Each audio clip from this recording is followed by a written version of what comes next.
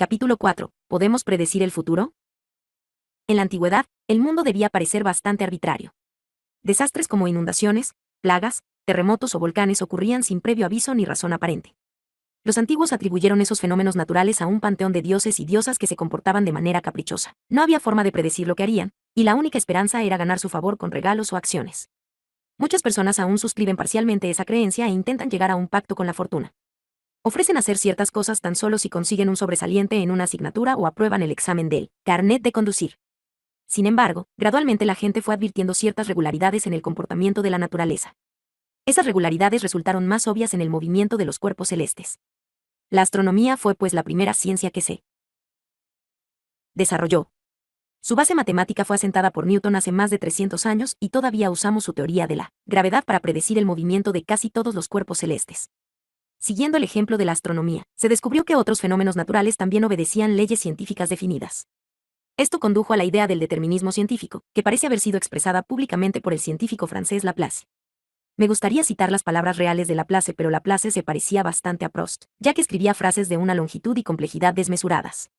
Por lo tanto, he decidido parafrasear la cita. En efecto, dijo que si en algún instante conociéramos las posiciones y velocidades de todas las partículas del universo, podríamos calcular su comportamiento en cualquier otro momento pasado o futuro.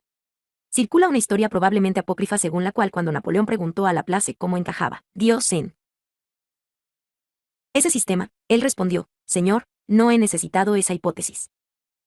No creo que Laplace estuviera afirmando que Dios no existía, sino solo que no interviene para violar las leyes de la ciencia. Esa debe ser la posición de todo científico. Una ley científica no es una ley científica si solo se cumple cuando algún ser sobrenatural decide dejar que las cosas funcionen y no intervenir. La idea de que el estado del universo en un cierto momento determina el estado en todos los demás momentos ha sido un principio central de la ciencia desde la época de Laplace. Implica que podemos predecir el futuro, al menos en principio. En la práctica, sin embargo, nuestra capacidad para pronosticar el futuro queda drásticamente limitada por la complejidad de las ecuaciones, y por el hecho de que a menudo tienen una propiedad llamada caos. Como saben los que han visto la película Parque Jurásico, esto significa que una pequeña perturbación en un lugar puede causar un cambio importante en otro. Una mariposa batiendo las alas puede hacer que llueva en Central Park, Nueva York. El problema es que eso no es repetible. La próxima vez que la mariposa mueva las alas, una gran cantidad de cosas pasarán de forma diferente, que también influirán en el tiempo. Por eso, las predicciones meteorológicas son tan poco fiables. A pesar de esas dificultades prácticas, el determinismo científico siguió siendo el dogma oficial durante todo el siglo XIX.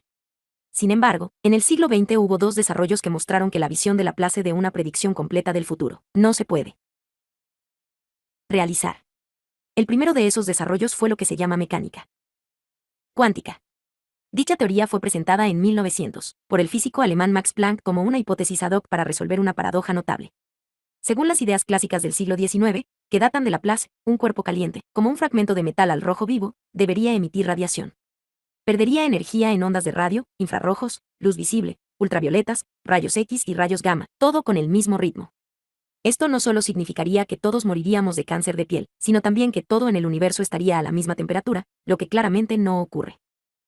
Sin embargo, Planck demostró que se podría evitar ese desastre si se renunciara a la idea de que la cantidad de radiación pueda tener cualquier valor, y se postulara en cambio que la radiación solo viene en paquetes o cuantos de un cierto tamaño.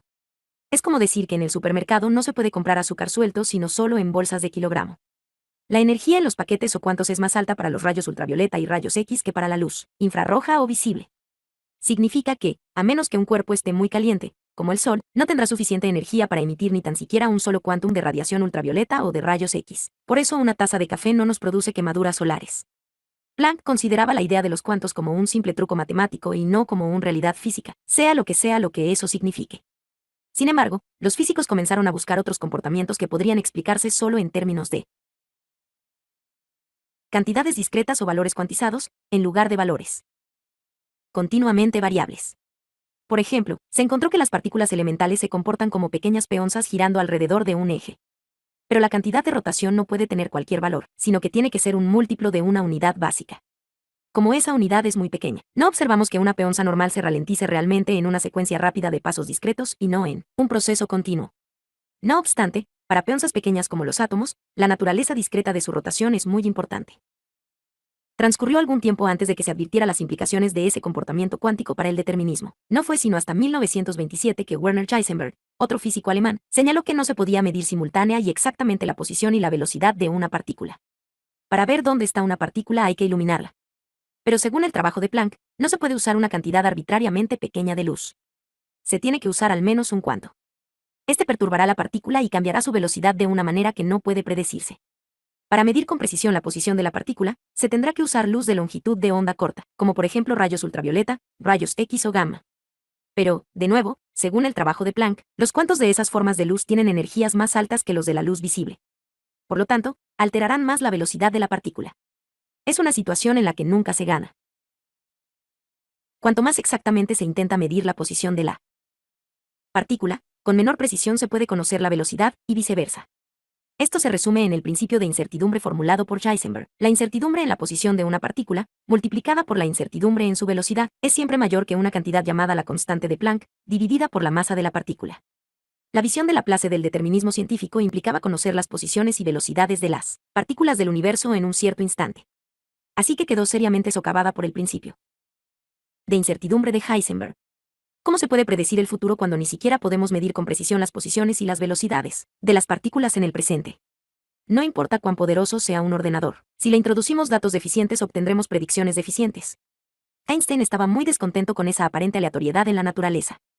Su punto de vista quedó resumido en su famoso dicho, Dios no juega a los dados. Le parecía intuir que la incertidumbre era solo provisional y que había una realidad subyacente en la que las partículas tendrían posiciones y velocidades bien definidas, y que evolucionaría de acuerdo con leyes deterministas en el espíritu de Laplace. Esa realidad podría ser conocida por Dios, pero la naturaleza cuántica de la luz nos impediría verla, excepto a través de un cristal oscuro. La visión de Einstein era lo que ahora llamamos teoría de variables ocultas. Las teorías de variables ocultas parecen ser la forma más obvia de incorporar el principio de incertidumbre en física. Forman la base de la imagen mental del universo sostenida por muchos científicos y casi todos los filósofos de la ciencia. Pero las teorías de variables ocultas son incorrectas. El físico británico John Bell ideó una prueba experimental capaz de falsarlas. Cuando el experimento se llevó a cabo con cuidado, los resultados fueron inconsistentes con las variables ocultas. Parece que incluso Dios está sujeto al principio de incertidumbre y no puede conocer la posición y la velocidad de una partícula simultáneamente. Así pues, Dios sí juega a dados con el universo. Toda la evidencia apunta a que es un jugador inveterado, que arroja los dados cada vez que se le presenta la ocasión. Otros científicos estaban mucho más preparados que Einstein para modificar el punto de vista clásico del determinismo del siglo XIX.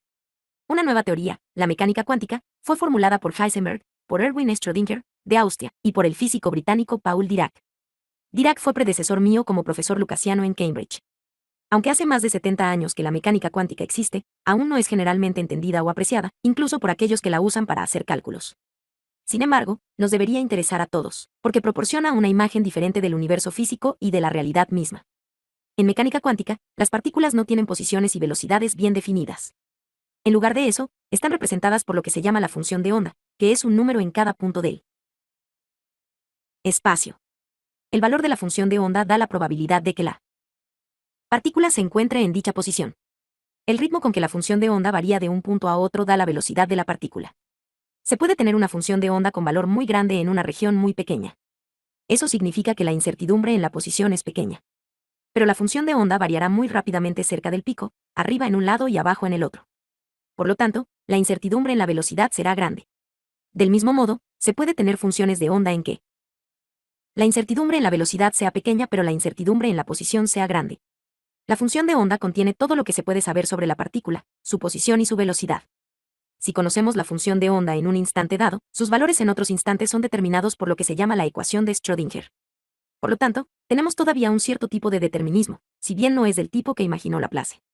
En lugar de poder predecir las posiciones y velocidades de las partículas, todo lo que podemos predecir es su función de onda.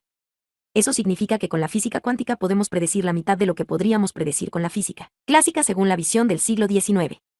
Aunque la mecánica cuántica conduce a incertidumbre cuando tratamos de predecir tanto la posición como la velocidad, todavía permite predecir con certeza una cierta combinación de posición, velocidad. Sin embargo, incluso este grado de certeza parece estar amenazado por los desarrollos más recientes. El problema surge porque la gravedad puede deformar tanto el espacio-tiempo que puede haber regiones que no podamos observar. Tales regiones son los interiores de los agujeros negros. Ello significa que no podemos, ni tan solo en principio, observar las partículas del interior de un agujero negro. Por ello, no podemos medir sus posiciones ni sus velocidades. Se debate si eso introduce una impredictibilidad adicional a la que se halla en la mecánica cuántica. ¿Las leyes que rigen el universo nos permiten predecir exactamente lo que nos va a ocurrir en el futuro? La respuesta breve es no, y sí. En principio, las leyes nos permiten predecir el futuro.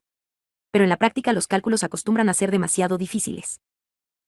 En síntesis, la visión clásica, presentada por Laplace, era que el movimiento futuro de las partículas estaba completamente determinado si conocíamos sus posiciones y velocidades en un mismo instante.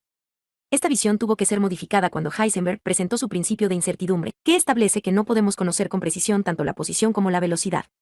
Sin embargo, todavía es posible predecir una cierta combinación de posición y velocidad. Pero incluso esa predictibilidad limitada parece desaparecer cuando se tienen en cuenta los agujeros negros.